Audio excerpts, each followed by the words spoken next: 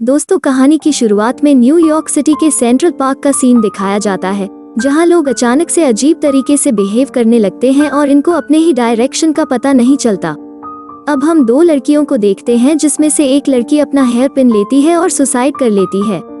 इसके बाद हम किसी कंस्ट्रक्शन साइट को देखते हैं, जहां पर एक वर्कर अचानक से नीचे गिर जाता है। यह देखते ही एक वर्कर तुरंत एम्बुलेंस के लिए कॉल करता है, लेकिन तभी इनके पीछे एक और वर्कर गिर जाता है। इसके बाद यह सिलसिला नहीं रुकता और अब यहाँ के बहुत से वर्कर अचानक से सुसाइड करने लगते हैं, जिसे देख सब लोग काफी डर गए थे।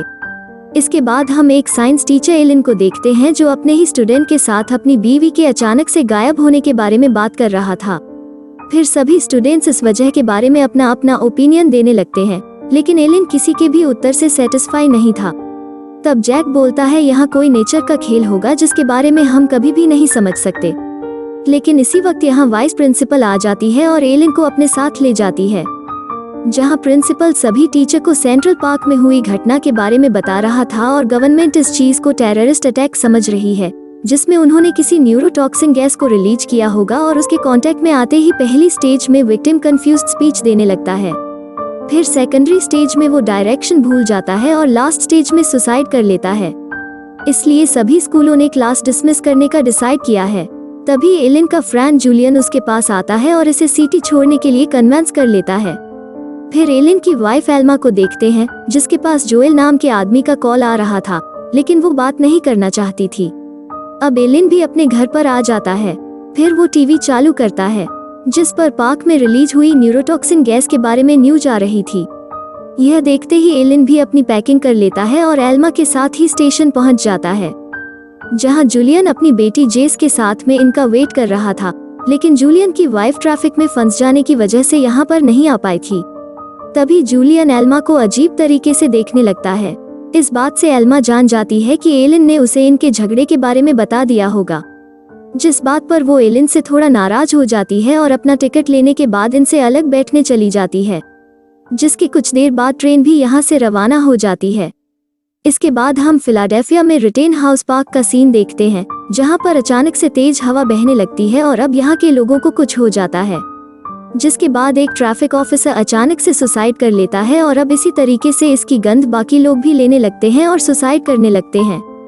अब इसके बारे में पता चलते ही सब लोग बहुत हैरान होते हैं और किसी को समझ नहीं आ रहा था कि यह कैसे हो गया। इसके बारे में सुनते ही जूलियन काफी डर जाता है और तुरंत अपनी वाइफ से कांटेक्ट करता है। फिर पता चलता है उसने न्यूजर्सी के लिए बस पकड़ लिया है। इधर एल्मा अपने किसी फ्रेंड से बात कर रही थी। फिर उसे पता चलता है कि बोस्टन में भी ऐसा हो गया है, जिसके बाद वो एलिन को भी इस बारे में बताती है और अब ये दोनों भी इस बात से काफी डर गए थे। तभी अचानक से इनकी ट्रेन किसी छोटे टाउन में जाकर रुक जाती है। यहाँ पर सभी पैसेंजर को उतार दिया जाता है। एलिन ऑफिसर से बात करने जाता है, जो बताता है कि सभी रेडियो से हमारा कांटेक्ट टूट चुका है, जिसकी वजह से अब यह ट्रेन यहाँ से आगे नहीं जा पाएगी। इस तरह से सभी लोग यहाँ पर फंस गए थे और फिर लंच करने के लिए एक रेस्टोरेंट में आ जाते हैं। तभी एक लेडी के फोन पर एक वीडियो क्लिप आती है, जो फिलाडेल्फिया के ही एक चिड़ियाघर की थी और उसमें एक आदमी जानबूझकर चला गया था, जिसके बाद टाइगर उसे बहुत दर्दनाक तरीके से मार देते हैं। अब जूलियन ने भी इस वीडियो क्लिप को देख लिया था और उसे अपनी वाइफ की चिंता होने लगी थी। कभी टीवी पर न्यूज आने लगती है कि यहाँ जितने भी एक्सीडेंट हुए हैं, किसी भी टेररिस्ट ग्रुप ने इसकी जिम्मेदारी नहीं ली है। इसके अलावा यह चीज अभी केवल नॉर्थ ईस्ट में फैली हुई है और यह घटना छोटे से छोटे टाउन में हो रही है। फिर इनको पता चलता है कि यह लोग तो बिल्कुल बीच में हैं। इसके बाद सभी लोग यहाँ से भागने लगते हैं, क्योंकि 90 माइल्स के बाद ऐसी घटना नहीं हो रही थी। अब एलिन भी यहाँ से निकलने के लिए लोगों से मदद मांगता है, लेकिन कोई भी इनको अपनी कार में नहीं बैठा था, क्योंकि इस वक्त सभी केवल अपनी जान बचाने के बारे में सोच रहे थे। लेकिन तभी एक नर्सरी ओनर एलिन को अपनी कार में जगह देने के लिए तैयार हो जाता है। वहीं जूलियन को भी एक कार में जगह मिल गई थी, लेकिन वो काफी देर से अपनी वाइफ से कांटेक्ट नहीं कर पाया था, जो कुछ घंटों पहले ही प्रिंसटन के लिए निकली थी। इसलिए जूलियन जेस को इनके पास छोड़ देता है और कुछ लोगों के साथ खुद अपनी वाइफ के बारे में पता लगाने निकल जाता है। इसके बाद नर्सरी ओनर एलिन एल्मा और जेस को अपने नर्सरी में ले आता है, जहां वो कहता है कि शायद यह सब कुछ पौधे कर रहे हैं, क्योंकि वो केमिकल रिलीज कर सकते हैं। वहीं जूलियन भी प्रिंसटन पहुंच गया था। यहाँ के लोगों ने पेड़ों पर फांसी लगाकर सुसाइड कर लिया था और यह देखते ही सभी लोग काफी डर जाते हैं। लेकिन तभी ऊपर के छेद से हवा अंदर आने लगी थी, जिसकी वजह से इनका भी बिहेवियर चेंज हो जाता है और ये लोग अपनी ही कार को पेड़ में हिट कर देते हैं। फिर भी जूलियन इसमें जिंदा बच गया था, लेकिन वो भी ग्लास के टुकड़े से अपने हाथ की नस काट लेता है। इधर एलन नर्सरी ओनर के साथ किसी सेफ जगह की तलाश में निकल चुका था, लेकिन तभी उनको रास्ते पर कुछ दिखाई देता है। इसके बाद ये लोग दूर से ही इसे चेक करते हैं और पता चलता है कि यहाँ सभी तो डेड है। इसके बाद ये लोग तुरंत अपना रूट चेंज कर देते हैं और अब यहाँ से दूसरी ओर जाने लगते हैं। लेकिन तभी सामने से एक मिलिट्री गाड़ी आती है, जिसमें मौजूद ऑस्कर नाम का सोल्जर काफी डरा हुआ था और वो इसे बताता है कि मेरे जितने भी साथी थे उन्होंने कटीले तारों में सुसाइड कर लिया है। जिसके बाद नर्सरी ओनर भी बताता है कि पीछे वाले रास्ते पर भी बहुत सी डेड बॉडी पड़ी हुई है। तभी अचानक से यहाँ और भी रास्ते से गाड़ियाँ आने लगती है, जिसके बाद नर्सरी ओनर और ऑस्ट्रिच को रोकते हैं और सिचुएशन के बारे में पूछने लगते हैं। तभी एलन जोएल का मिस्ड कॉल देख लेता है, लेकिन एल्मा उसे कुछ नहीं बताती और जूलियन से एलन का कांटेक्ट नहीं हो पा रहा था, जिस बात से वो काफी परेशान हो गया था। अब इनको पता चलता है कि चारों तरफ ऐसी ही घटनाएं होने लगी हैं। तभी एलन एक लेडी को देखता है जो प्रिंसटन में अपनी डॉक्टर से बात कर रही थी। फिर ये लोग वहाँ की सिचुएशन के बारे में पूछते हैं, जिसके बाद पता चलता है वहाँ बाहर मौजूद सभी लोग मारे जा चुके हैं और अब कुछ समय के बाद फोन पर बात कर रही लड़की भी सुसाइड कर लेती है। अब एलन और जेस जान गए थे कि जूलियन भी मर चुका है, जिस बात से वो दोनों काफी दुखी होते हैं। तभी नर्सरी ओनर एल्मा से कहने लगता है कि पौधों में भी खतरों को टारगेट करने की एबिलिटी होती है, क्योंकि कैटरपिलर जब टोबैको प्लांट पर हमला करने आते हैं तब टोबैको प्लांट अपने केमिकल अट्रैक्शन का यूज करके उसे मार देते हैं। फिर ऑस्टर सभी से कहता है कि यह चीज केवल बड़े पॉपुलेशन पर अटैक कर रही है, इसलिए हमें किसी ऐसी जगह को खोजना होगा जहां पर बहुत कम लोग रहते हैं। तब एक आदमी इनको अरुंडेल में जाने का सजेस्ट करता है, क्योंकि उस जगह पर बहुत कम लोग रहते हैं। इसके बाद ये लोग यहाँ से 2 ग्रुप में डिवाइड हो जाते हैं, जिसमें से पहले ग्रुप को एलन लीड कर रहा था और दूसरे बड़े वाले ग्रुप को ऑस्टर लीड कर रहा था। तभी एम्मा को गिल्टी फील होने लगता है और वो एलन से बता देती है कि मैं जोए के साथ बाहर गई थी, जिस बात पर एलन थोड़ा सा नाराज हो जाता है। लेकिन तभी अचानक से यहाँ पर हवा बहती है और ऑस्टर का ग्रुप भी इसके कांटेक्ट में आ जाता है, जिसके बाद अचानक से इनका भी बिहेवियर चेंज हो जाता है और अब ये सभी खुद को ही सूट करना शुरू कर देते हैं। अब गोलियों की आवाज से एलन वाले ग्रुप को यहाँ के सिचुएशन के बारे में अंदाजा मिल जाता है और एलन जान जाता है कि वो सभी इन्फेक्टेड हो गए हैं। अब ये लोग बहुत डर गए थे, लेकिन फिर एलन सभी चीजों को अच्छी तरह से एनालाइज करता है और उसे पता चल जाता है कि प्लांट ही कोई केमिकल रिलीज कर रहा है, जिसके कांटेक्ट में आते ही लोग इन्फेक्टेड हो जाते हैं। इसके अलावा यह चीज बड़े पॉपुलेशन वाले ग्रुप को टारगेट कर रही है। तभी अचानक से हवा इनके ओर भी आने लगती है। यह देखते ही सभी लोग 2 ग्रुप में बन जाते हैं और हवा के डायरेक्शन में ही भागने लगते हैं, जिसके बाद इनको कुछ नहीं होता। तभी एलन को यहाँ पर एक घर नजर आता है, जिसके बाद ये लोग वहीं पर आ जाते हैं, लेकिन फिर पता चलता है यहाँ पर जो भी चीज है वो नकली है।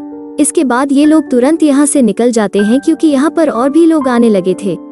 तभी देखते ही देखते ये लोग भी इन्फेक्टेड हो जाते हैं और इसमें से एक आदमी तो घास काटने वाली मशीन के नीचे जाकर सुसाइड कर लेता है। इसके बाद ये लोग भागते हुए एक घर के सामने आ जाते हैं और जेस को भूख लग गई थी, इसलिए एलन और उसके साथ वाले 2 लड़के घर को चेक करने जाते हैं, लेकिन घर का दरवाजा बंद था। तभी अचानक से इनको अंदर कोई नजर आता है। फिर ये लोग जेस के लिए थोड़ा सा खाना मांगते हैं, लेकिन अंदर मौजूद आदमी दरवाजा खोलने के लिए तैयार नहीं था। एलन समझाता भी है कि यहाँ पर कोई खतरा नहीं है, लेकिन आदमी अभी भी दरवाजा नहीं खोल रहा था। यहाँ एक जोस नाम का लड़का दरवाजा तोड़ने लगता है, लेकिन तभी आदमी इसे सूट कर देता है और इसके बाद वो जैड को भी मार डालता है, जिस बात से एलन काफी दुखी हो जाता है। तभी हम टीवी पर न्यूज देखते हैं, जहां प्रोफेसर बता रहा था कि इस घटना की सेंसिटिविटी कल मॉर्निंग में सबसे ज्यादा होगी और यह चीज जितनी स्पीड से बड़ी है उतनी स्पीड से सीधे नीचे भी आ सकती है। अब एलन, एल्मा और जेस काफी देर चलने के बाद फिर से एक घर के सामने आ जाते हैं, जिसमें केवल जोन्स नाम की लेडी रहती थी और वो काफी सनकी भी लग रही थी। लेकिन फिर भी वो इनको डिनर कराती है और इसी दौरान बताती है कि पीछे एक स्प्रिंग हाउस भी है, जहां तक मेन हाउस से एक अंडरग्राउंड सुरंग है और दोनों तरफ की आवाज आसानी से सुनी जा सकती है। तभी जेस बिना पूछे एक्स्ट्रा खाना लेने जाती है, जिस बात से जोन्स उस पर काफी गुस्सा हो जाती है। फिर ये लोग हवा में चल रही इन्फेक्शन के बारे में बताना चाहते हैं, लेकिन जोन्स को इनकी बातों से कोई मतलब नहीं था। इसके बाद ये तीनों अपनी रात यहीं पर गुजारते हैं और सुबह में भी एलिन को सब कुछ नॉर्मल लग रहा था। इसके बाद एलिन जोन्स से बात करने जाता है, लेकिन जोन्स ने अपने बेड पर केवल एक डॉल रखा था और एलिन को अपने रूम के अंदर देख उसे लगता है कि वो यहाँ पर चोरी करने आया है। इसलिए वो तुरंत इनको यहाँ से चले जाने के लिए कहती है और फिर गुस्से में घर से बाहर आ जाती है। इसके बाद एलिन फिर से उसे समझाने जाता है, लेकिन पौधों ने अब उसे अपना टारगेट बना लिया था। यह देखते ही एलिन तुरंत खुद को घर के अंदर बंद कर लेता है, जबकि जोन्स विंडो में अपना सिर मारकर सुसाइड कर लेती है। तभी एलिन को पता चलता है एल्मा तो जेस के साथ ही स्प्रिंग हाउस में चली गई है, जहाँ के पाइप से होते हुए उनकी आवाज यहाँ पर आ रही थी।